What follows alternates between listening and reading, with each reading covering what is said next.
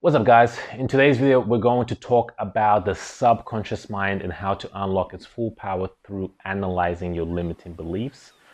When you master this, you'll be able to set a goal and achieve it without self-sabotaging. So many people in the world self-sabotage themselves before achieving their goal, before attaining that last thing they need. They just find a way to mess it up. And it's because they don't know about this concept of limiting beliefs in the subconscious mind. So stick to the end and you will have all that power. So to better, ingrain this concept, I need to tell you a story of a tragedy that happened in Mann Gulch. Now, Mann Gulch is this area in Montana in the United States that's got these really tall cliffs, very steep inclines. Some of them are 365 meters tall, over 1,000 feet tall, and it's in the backlands with a lot of bush and that type of stuff. So what happened in 1949 was a small fire started, and the state or the county sent smoke jumpers. Now, smoke jumpers are basically just firefighters that parachute into the backlands to fight these fires before they get too big to extinguish them. They're kind of like Navy SEALs. They just dive in and take out these fires. It's pretty badass. Now, these guys were fighting the fire as normal. Nothing was too crazy until suddenly the wind changed. So the wind changed direction and blew on this fire. You know how wind has lots of oxygen, and the fire ignited. It got bigger. It covered something like 3,000 acres very quickly and turned a direction towards them. So these firefighters were now in this predicament where the fire they were fighting started fighting them. So they started running the opposite direction. Now the problem is the opposite direction had a stiff cliff that was like that, very steep and uphill. Tragically, 13 of the 16 firefighters died that day. But what was most shocking was that when investigators came to the scene to see what happened, they found the 13 bodies on the cliff, and each body that passed away or perished had all of its heavy firefighting gear on. So each person still had the shovel, still had the hose, still had all these heavy firefighting gear that really slowed them down as they were trying to climb up this cliff. Now, the other firefighters who survived used a different strategy. One of them actually created a ring of fire around himself. Now, this is a technique used by Native Americans all the time. He ignited this ring of fire around him so that when the fire wall came towards him, it actually jumped over him, and he stayed safe, because it went over the burnt area and went over to the area with the fresh grass. Now, this guy, when he was doing this, he was trying to tell his comrades, he's like, guys, use this strategy. This strategy is going to help you. Stop trying to run off the cliff. Guys, over here, do this. But they just wouldn't listen. They ignored him and kept trying to run up the cliff with their heavy gear on. Now, this story is an example of what is called a limiting belief. Because the firefighters in the academy, it was found out, were taught to never let go of their gear. It was kind of like a badge of honor. It was something that was part of the ethos, the culture, in the same way that if you're in the military and you abandon your post, that's seen as cowardice. That's seen as being a coward, not having courage. Dropping your gear as a firefighter at that time was seen as a very bad thing. And this was a belief that served firefighters 99% of the time, because 99% of the time they needed their gear to fight the fires. They needed their gears to extinguish the fires. But in this particular case, because the situations had changed, the dynamics had changed, that old belief no longer served them. So it was the firefighters that adapted, that used a different strategy to what they were taught, that were able to survive. And this is consistent in life. We have so many things that are ingrained in our subconscious mind, whether that was through our education system, through our parents, through movies, mass media programming, through just whatever inputs we were exposed to. We gained a set of beliefs, and most of us don't question these beliefs. We just act on them as if they're normal. Now, when you have a goal and you have a belief that's hidden under the surface that impedes that goal, that stops you from achieving that, that is a limiting belief. And that's what you need to remove from your subconscious mind in order for you to attain that goal. Because until you remove it, you're gonna keep self-sabotaging yourself. and wondering what's going on. Because your conscious mind is only so powerful. It's limited compared to the subconscious mind. The conscious mind gives direction, right?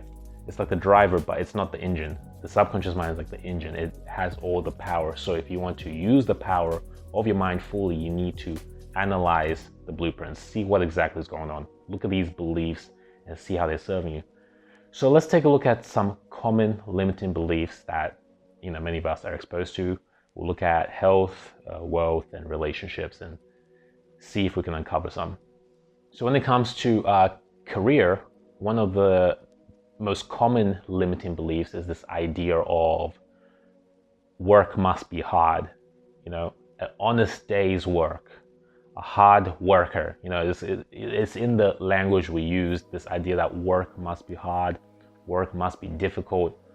And if it's not difficult, if it's not hard, then you're not really doing a good job, or you're cheating the system some way. I grew up hearing this all the time, that you have to struggle in order to get money, and this is wrong. I'm in a position right now where I enjoy everything I do. I don't do things that I don't want to do for money. Things have to be aligned with my own personal metrics, my own sense of joy for me to do it, and I'm still able to make a living, to make a good living doing that. So work does not have to be hard. And if you follow that belief, you're going to likely subscribe to the social conditioned narrative and be another cog in the machine, as so many people are.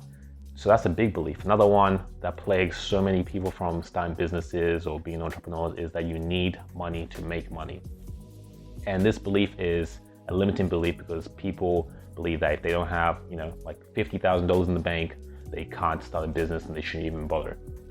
And this is false. This stems from the past, where in order to start a business, you need to go to the bank and ask for a loan, and then the bank will give you maybe $100,000, whatever, and you have your business plan, and then you have your money, and then you can start a business. These days, because of the leverage we have with social media, with coding, with the internet, with media, you don't even need money to make money. You can start today, start a YouTube channel, be someone who's relatively unknown, have a unique idea, unique value proposition that you show to the world, and your channel could blow up within 1 year. You just using your smartphone, which is more than adequate, and providing value, and you could become a millionaire. That's best case scenario. These things can happen, but they won't happen if you are stopped by the limiting belief that you need money to make money. It's a never-ending cycle. Now let's look at relationships. Some common relationship limiting beliefs or dating beliefs is things like, she's out of my league. You always hear guys afraid to approach a particular woman because he's thinking, oh, she's out of my league. And this is a belief that's propagated by the pickup community a lot of times, where there's a rating system. A girl is a 10, or she's a 9, or she's an 8. And the problem with giving this rating system to other people is, by rating other people, you obviously start rating yourself. You say, okay, I'm a 6, I'm a 7. And if she's a 10, 7s and 10s don't go together. She's out of my league. I'm not going to go and approach her because she's going to blow me away. She needs to go date Jay-Z or, someone like that. So this has stopped many fruitful and amazing relationships, just because people don't even try. People don't even put themselves out there because they're afraid that that other person's out of their league. And it's complete nonsense. There's no such thing as a league. It's a mental construct. It's a limiting belief that's stopping you from having the dating life that you want. In relationships, things such as, you should never get divorced. In some cultures, there's this taboo for divorce. There's this idea that you must stay with this person forever.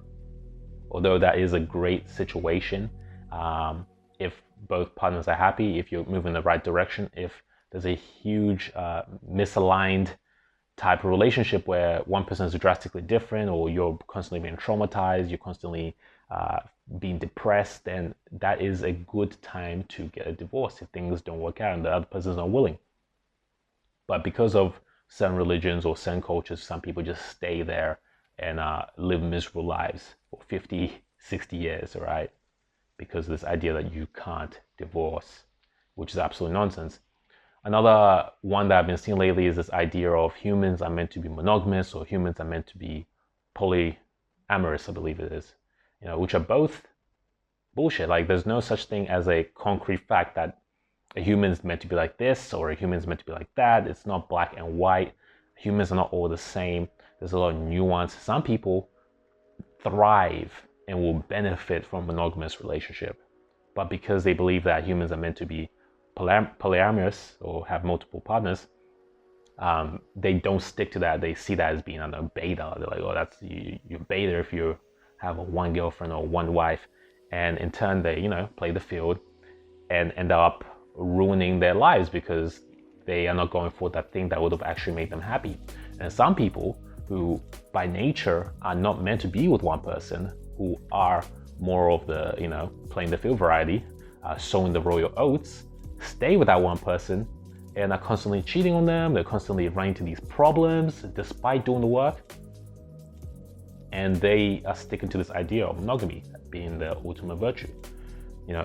These things can be limiting beliefs depending on the situation. So that's another important thing about limiting beliefs. It's context-based. It's based on what your goals are. It's based on who you are. It's not black and white. A limiting belief for me might be the belief you need to achieve your goals. Okay, let's look at the health limiting beliefs that you're constantly hearing. Things such as, I'm big boned. Fat people say, I'm big boned. Or they say, I have a slow metabolism, which is bullshit. When I started hitting the gym, I used to have this belief that I had a fast metabolism.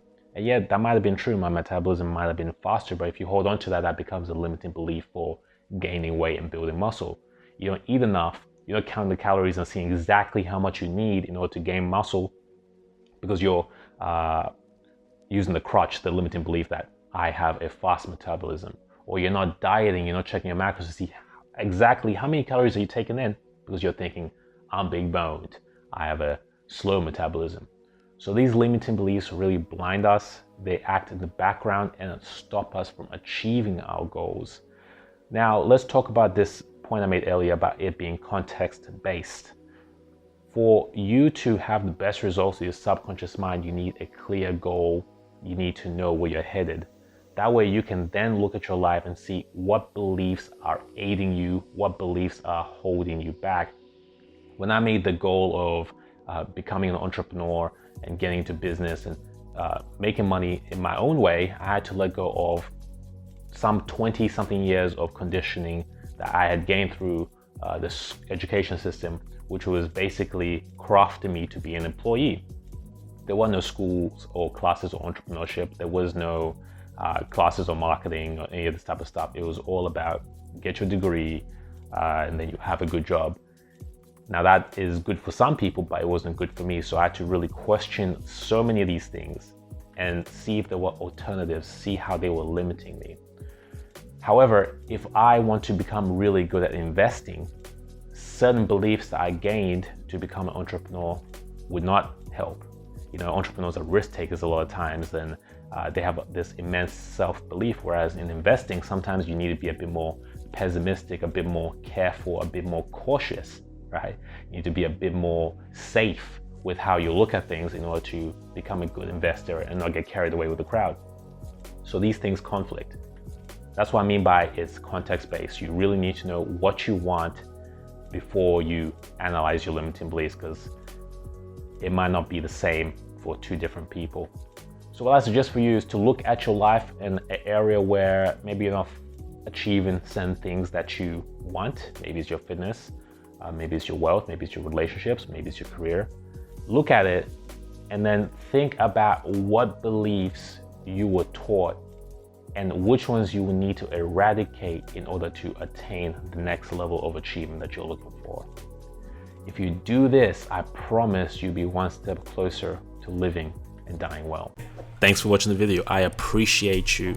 If you haven't already, make sure you subscribe to the channel and click the bell notifications so we can see more of each other. Until next time.